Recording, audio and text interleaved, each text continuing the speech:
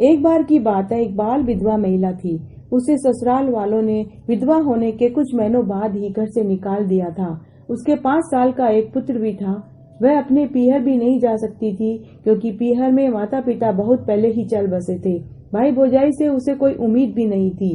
सो वह दूसरे गांव में जाकर राधा कृष्ण मंदिर के आश्रम में रहने लगी। उसने अपने बेटे को खूब पढ़ाया लिखाया।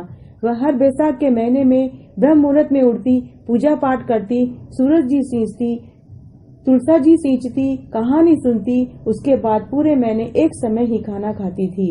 इस तरह वह अपना जीवन व्यतीत कर रही थी। आज 20 साल हो चुके थे। उसका बेटा बहुत बड़ा डॉक्टर बन गया था। अब उसे आश्रम छोड़कर अपने बेटे के पास रहने चली गई। उसने अपने बेटे की धूमधाम से शादी करी। उसके कुछ दिन तो बहुत अच्छे से निकल गए, लेकिन नई बहू ने अपना रंग दिखाना शुरू कर दिया। उसे अपनी सास का ब्रह्म मुहूर्त में उठना, पूजा पाठ करना, दान करना पसंद नहीं था, क्योंकि उसकी नींद में खलल पड़ता था। उसे अपने डॉक्टर पति से कहकर अपनी सास को वापस आश्रम छोड़ आने को कहा।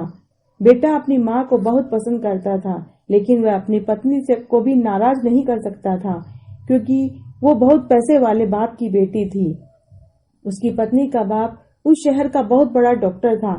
सो मजबूरन में बेटे ने अपनी माँ को कहा, माँ तुम थोड़े दिन के लिए आश्रम चली जाओ, तुम्हारा मन लग जाएगा। तुम अपनी पुरानी सहेलियों से भी मिल लेना।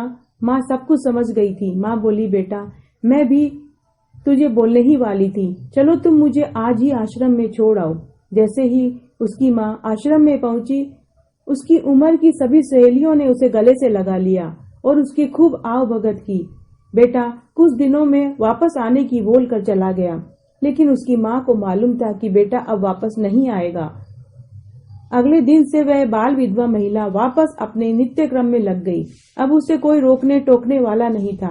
वह रोज ब्रह्म मुहूर्त में उठती, पूजा पाठ करती, सूरज जी को अर्घ्य देती, तुलसा जी सींचती और कहानी सुनकर ही खाना खाती थी। उधर उसके बेटे बहू के साथ एक दुखद घटना घट गई। उसकी कार एक्सीडेंट हो गया, जिससे उसकी जो बहू थी वो अपाहिज हो गई। बेटा अपनी माँ को वापस लेने आया। उसने सारा वृत्तांत सुनाया, लेकिन ये ममतामयी माँ अपनी बहू के अत्याचार को भूल गई। वह तुरंत अपने बेटे के साथ घर आ गई। सास ने अपनी बहू की खूब सेवा की। जब बहू ने अपनी सास को उसकी सेवा दवा दारू करते देखा, तो वह फूट फूट कर रोने लगी, अपने किए पर शर्मिंदा होने लगी और वो बोली, माँ मुझे क्षमा कर दो, मुझे मेरी गलती की सजा मिल चुकी है। कुछ ही वर्षों में उसकी बहू स्वस्थ हो गई और उसे 2 सुंदर पुत्र भी प्राप्त हुए। यह सब कुछ उस बाल विधवा महिला के पुण्य प्रताप से संपन्न हुआ। वह महिला पूरे बैसाख के महीने में व्रत करती, दान करती थी। अब वो इस जन्म में सुख भोग कर मरने पर वैकुंठ को प्राप्त हुई।